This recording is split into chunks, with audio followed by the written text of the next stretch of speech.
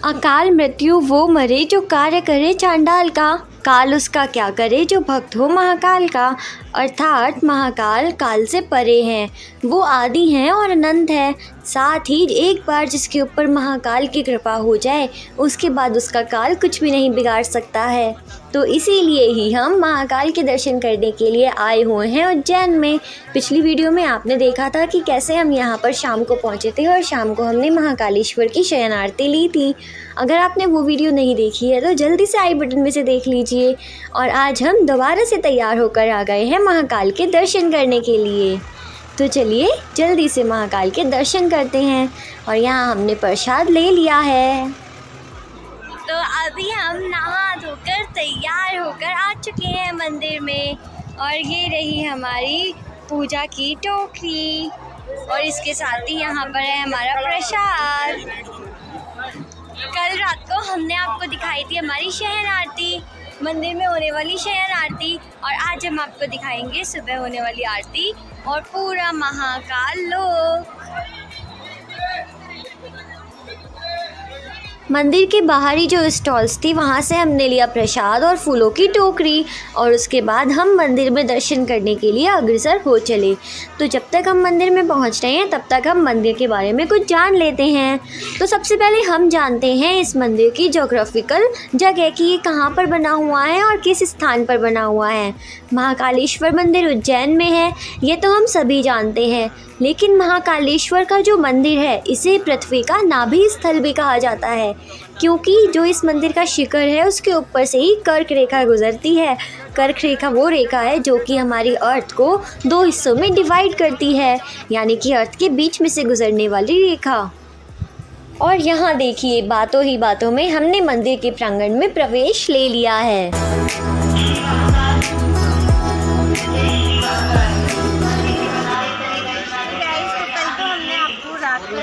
शयन आरती बताई थी और अब हम सुबह स्नान करके और भगवान भोलेनाथ के दर्शन के लिए जा रहे हैं और प्रसाद चढ़ाने के लिए जा रहे हैं। इसके लिए हमने ये फूलों की टोकरी ली है और प्रसाद लिया है। और यहाँ पर आपको बहुत आसानी से और उचित रेट में आप लोगों को प्रसाद और फूलों की उपलब्धता हो जाती है। यहाँ पर वीडियो बनाना इतना भी आसान काम नहीं था, क्योंकि यहाँ पर हर समय कोई ना कोई अनाउंसमेंट तो चल ही रहा था। फिर भी हमने जहाँ तक हो सके आपके लिए बहुत अच्छा वीडियो बनाने का प्रयास किया है। तो जल्दी से आप वीडियो को लाइक कर दीजिए और कमेंट में हर हर महादेव जय महाकाल भी ज़रूर लिखिए। यहाँ देखिए मंदिर में प्रवेश करने के लिए जो रास्ता है उस कॉरिडोर के साथ साथ में ही चल रहा है यहाँ पर महाकाल लोक, जो कि बहुत ही भव्य और सुंदर है।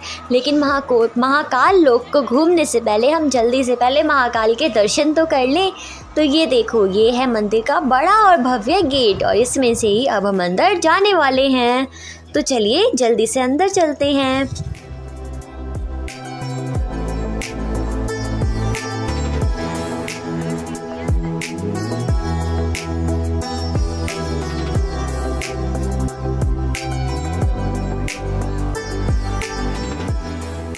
धार्मिक मान्यताओं के अनुसार उज्जैन में स्थापित महाकालेश्वर मंदिर की स्थापना द्वापर युग में नंद जी की 8 पीढ़ी पहले हुई थी।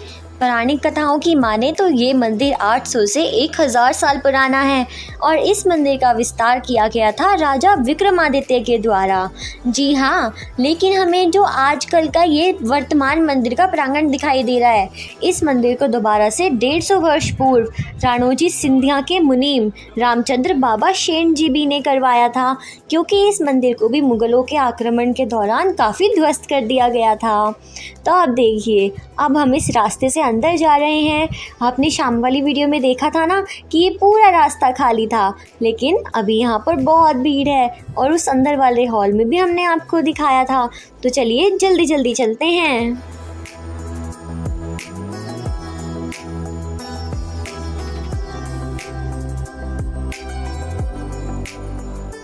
ये पूरा वही हॉल है और ये वही रेलिंग है जो कि कल शाम को हमने पूरी खाली देखी थी। लेकिन अभी देखिए भीड़ के कारण ये पूरा हॉल भरा हुआ है और सब जगह लोग आ जा रहे हैं। हमने आपको बताया था ना कि ये पूरी जगह भीड़ को कंट्रोल करने के लिए है। तो अगर सभी अपनी लाइन में चलेंगे तो सभी को दर्शन करने का पूरा मौका मिलेगा। मंदिर तक पहुंचते हुए अब हम मंदिर के बारे में थोड़ा और जानते हैं। क्या आपको पता है 1235 ईस्वी में महाकालेश्वर मंदिर को दिल्ली के सुल्तान इल्तुतमिश ने पूरी तरह से ध्वस्त करने की कोशिश की थी और आक्रमण के दौरान मंदिर में स्थित जो स्वयंभू ज्योतिर्लिंग थे उन्हें भी तोड़ने की और ध्वस्त करने की कोशिश की थी। तब मंदिर में ज्योतिर्लिंग को बचाने के लिए उन्हें 550 वर्षों तक कुएं में छिपा कर रख दिया गया था। अब जो यहाँ पर आपको मंदिर का ये जो शिखर दिखाई दे रहा है, जी हाँ, यही शिखर। इस शिखर को बाद में 22 नवंबर 1728 में महाराजा शूरवीर राणोजी राव सिंधिया ने मुगलों को हराने के बाद इस मंदिर को और शिखर को दोबारा बनवाया था और दोबारा से उज्जैन में तीर्थकारों की स्थापना की थी। तो अब देखिए, अब हम बड़ा लंबा रास्ता तय करने के बाद पहुंच चुके हैं मंदिर के अंदर और अब हमें यहाँ के असली राजा के दर्शन हो रहे हैं। हमने यहाँ पर पूरी शयन आरती की भी वीडियो बनाई थी, आप उसको हमारे लिंक में जाकर देख सकते हैं।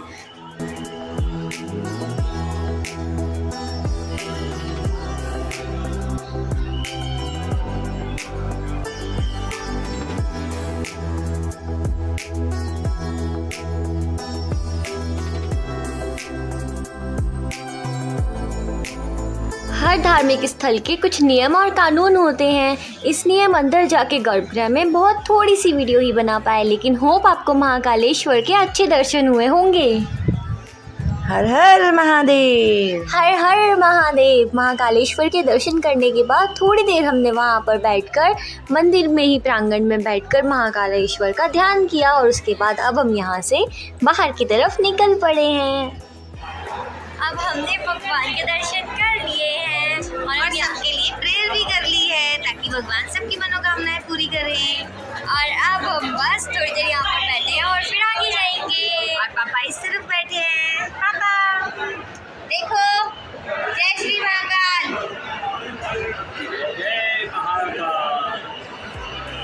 महाकालेश्वर में दर्शन करने के बाद अब हम ऊपर आ चुके हैं और यहाँ देखिए, ये है पूरा महाकाल प्रांगण और सामने है ये सिद्धि विनायक का मंदिर। पता है यहाँ पर इतनी सारी भीड़ क्यों है? क्योंकि यहाँ पर सभी को हाथ में बांधने के लिए इस तरह के कुछ डोरे मिल रहे हैं जो कि हम सब ने अपने अपने हाथों में बंधवा लिए हैं। क्यों मम्मी? देखो, ये है मम्मी का हाथ और पापा के हाथ में और भी ज़्यादा धागे हैं, देखो। और गुनगुन के हाथ के धागे दिखाएं, देखो।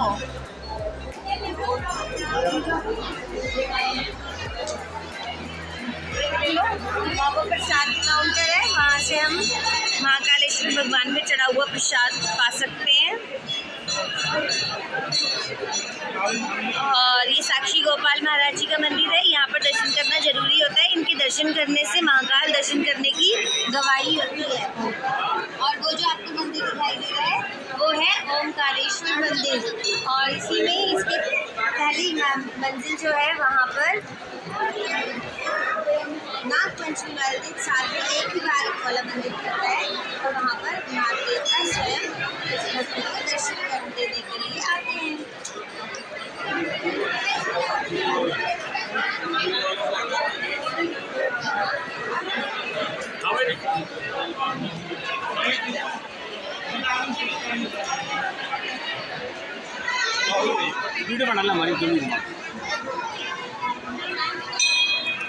मम्मी, कैसे दर्शन हुए? बहुत अच्छे दर्शन हुए। मेगा कैसा लगा? बहुत अच्छा लगा। देखिए पापा, आपको कैसा लगा? भोलेनाथ के द्वार आते हैं, महाकाल, साक्षात महाकाल। और ये नया, पहले हम आए थे तो ये पुल नहीं था, अब ऊपर वाले फ्लोर पर जाने के लिए पुल बना हुआ है। जो ये ओमकारेश्वर मंदिर में ऊपर नाग देवता का मंदिर है, वहाँ तक जाने के लिए रास्ता बनवाया गया है।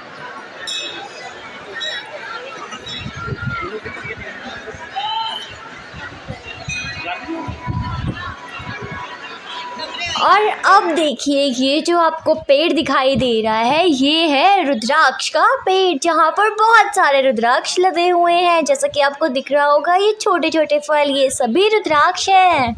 लेकिन गाइस, हमें यहाँ पर एक भी रुद्राक्ष नीचे ज़मीन में पड़ा हुआ नहीं मिला, इसलिए हम यहाँ से एक भी रुद्राक्ष नहीं ले पाए, लेकिन कोई बात नहीं।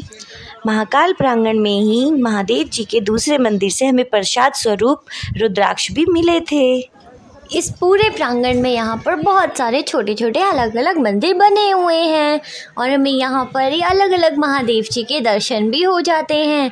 जैसे कि यहाँ पर बना हुआ है अनादिकेश्वर महादेव जी का मंदिर, आप देख सकते हो यहाँ भी बहुत लोग आए हुए हैं। साथ ही केदारेश्वर महादेव का मंदिर, इसी तरह से यहाँ पर अलग अलग छोटे छोटे और भी मंदिर बने हुए हैं।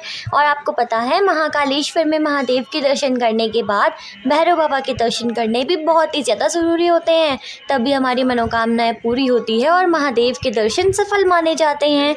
तो हम आपको करवाएंगे भैरव बाबा के मंदिर में ले जाकर भैरव बाबा के दर्शन अगली वीडियो में। और साथ ही साथ हम अगली वीडियो में आपको माँ घटकालिका के मंदिर के दर्शन, साथ ही साथ गढ़कालिका माता के दर्शन और उसके साथ ही हरसिद्धि माता के दर्शन भी करवाएंगे। और हरसिद्धि माता के मंदिर में भी हमें आरती मिली थी, तो हम आपको वो भी दिखाएंगे। और आपको पता है हरसिद्धि माता के मंदिर में दो बहुत ही बड़े बड़े से लंबे लंबे खम्भे नुमा वो बना हुआ है, यहाँ पर बहुत सारे सैकड़ों दिए जलाए जाते हैं, वो भी अपने हाथों से चढ़कर पंडित जी खुद चढ़ते हैं, वो भी हम आपको दिखाएंगे। लेकिन एक वीडियो में नहीं मिलने वाला है, तो जल्द इस चैनल को सब्सक्राइब करो और महाकालेश्वर के दर्शन को पूर्ण करो ताकि आपकी मनोकामनाएं जल्दी जल्दी पूरी हो। इसलिए आगे की वीडियोस भी ज़रूर देखना और कमेंट में लिख दो इसी बात पे हर हर महादेव। और अब हम आपको बताते हैं महाकालेश्वर की इस नगरी के बारे में एक बहुत ही रोचक तथ्य है। ऐसा माना जाता है कि राजा विक्रमादित्य के बाद उज्जैन के ऊपर किसी भी राजा ने कभी भी शासन नहीं किया था, क्योंकि यहाँ पर स्वयं महाकाल को ही उज्जैन की नगरी का राजा कहा जाता है और एक नगरी में सिर्फ एक ही राजा हो सकता है। इसलिए इस नगर में रात को कोई भी राजा नहीं रुक सकते हैं। अगर ऐसा होता है तो या तो राजा को घेर कर उनकी हत्या कर दी जाती है शत्रुओं के द्वारा, या फिर उनका शासन गिर जाता है। इसलिए इसी मान्यता को मानते हुए आज तक भी कोई भी प्रधानमंत्री या राष्ट्रपति या फिर कोई भी राजपथ पर आसीन व्यक्ति यहाँ पर रात नहीं गुजारता है। और अब देखो, अब हम पहुँच गए हैं लास्ट बट नॉट लीस्ट जगह पर, और ये है महाकाल लोक। पैदल पैदल तो इस गर्मी में और धूप में महाकाल लोक को घूमना बहुत ही मुश्किल था और वीडियो भी नहीं बन पा रही थी, क्योंकि अंदर वीडियो बनाना बहुत ही ज़्यादा मुश्किल था। इसलिए हमने यहाँ का लिया थोड़ा सा ड्रोन शूट, तो आप उसको ही देखिए।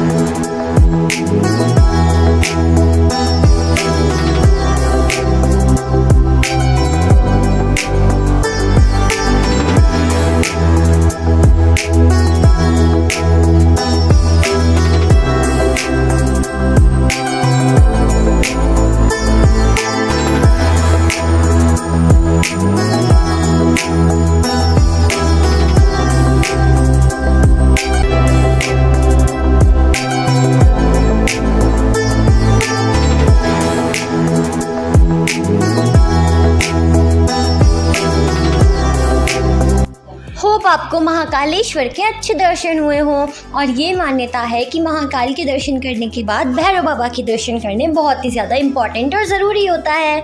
अगर हमने उनके दर्शन नहीं किए तो हमारे दर्शन पूर्ण नहीं माने जाएंगे।